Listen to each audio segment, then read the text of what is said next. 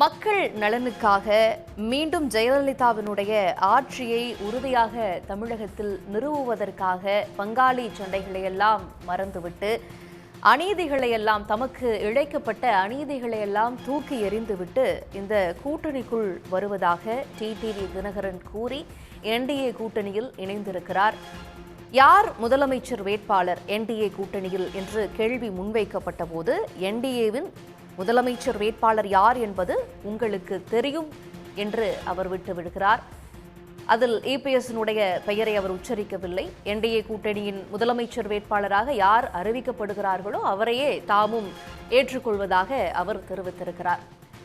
இது என்ன மாதிரியான பார்வைகளை கொடுக்கிறது?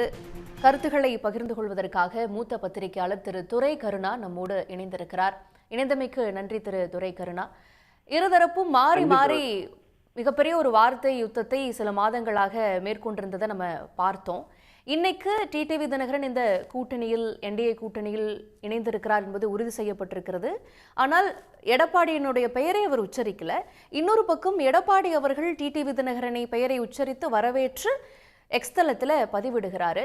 இந்த கூட்டணி எப்படி ஜெல் ஆகுமா? இதை தொண்டர்கள் ஏற்றுப்பாங்களா? இவ்வளவு விமர்சனங்களுக்கு மத்தியில் இப்போ இவங்க ஒன்றிணைந்திருப்பதை சீட் பகிர்வெல்லாம் எப்படி இருக்கும் அப்படிங்கிற பார்வையெல்லாம் எழுது. உங்களுடைய முதற்கட்ட பார்வை என்ன?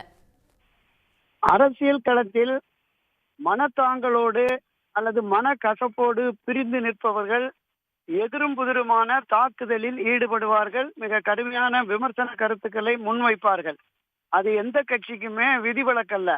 காங்கிரஸில் இருந்து பிரிந்து சென்றவர்களானாலும் சரி, திராவிட கட்சிகளில் இருந்து பிரிந்து சென்று தனி கட்சிகள் ஆனாலும் சரி, இப்ப அண்மையில பிரிந்து சென்ற பாட்டாளி மக்கள் கட்சி ஆனாலும் சரி, இப்படி கட்சிகளுக்கு இடையே பிரிவுகள், பிளவுகள், மனத்தாங்கல்கள் உருவாகிற பொழுது கடுமையான விமர்சனங்கள் இருக்கும்.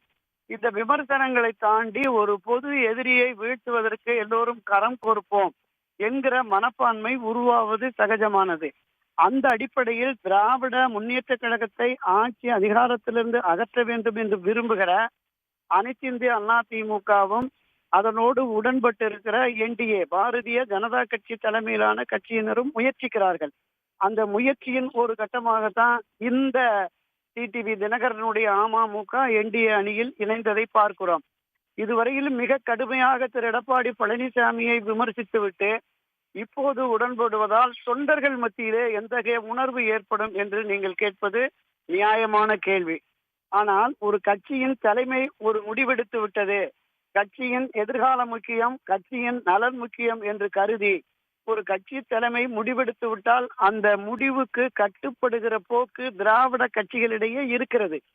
உதாரணத்திற்கு 1988-89 ஜே அணி ஜா அணி பிரிந்து மிக கடுமையாக விமர்சித்து ஒருவர் தாக்குதலில் ஈடுபட்டு 89 இணைந்து 91 தேர்தலை சந்திக்கிற பொழுது எல்லோருமே உடன்பட்டு போனார்கள், ஒரு வெற்றியை பெற்றார்கள் என்பதை பார்த்தோம் நாம.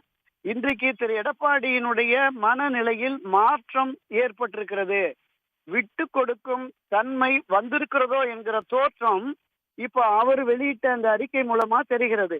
திரு டிடிவி தினகரனுடைய அமமுகவை வரவேற்று, தினகரனுடைய அந்த செயல்பாட்டை முடிவை வரவேற்று பாராட்டி திமுகவை வீழ்த்த துணை நின்றதை வரவேற்கிறேன் என்று போட்ட பதிவு இருக்கிறது இல்ல, இது வெற்றியை நோக்கி அனைத்து இந்திய அண்ணா திமுகவை அழைத்து செல்ல வேண்டும் என்று விரும்புகிறார். இதையும் தாண்டி இந்த ஒன்றிணைப்போம் ஒருங்கிணைப்போம் என்று பேசி வருகிற திரு ஓபிஎஸ் உள்ளிட்ட அவருடைய ஆதரவாளர்களையும் என்டிஏ அணியிலோ அல்லது அண்ணா திமுகவிலேயே இணைத்து களம் கண்டால் நிச்சயம் அது திராவிட முன்னேற்ற கழகத்திற்கு எதிரான ஒரு கடும் போட்டியை உருவாக்கும். அந்த நிலைப்பாட்டை எடுக்கிறார்களா என்பதை நாம பொறுத்திருந்துதான் பார்க்கணும் சகோதரி. நிச்சயமாக தங்களுடைய கருத்துக்களுக்கு நன்றி துரை கருணா. உடனுக்குடன் செய்திகளை தெரிந்து கொள்ள சன் நியூஸ் பெல் ஐகானை கிளிக் பண்ணுங்க.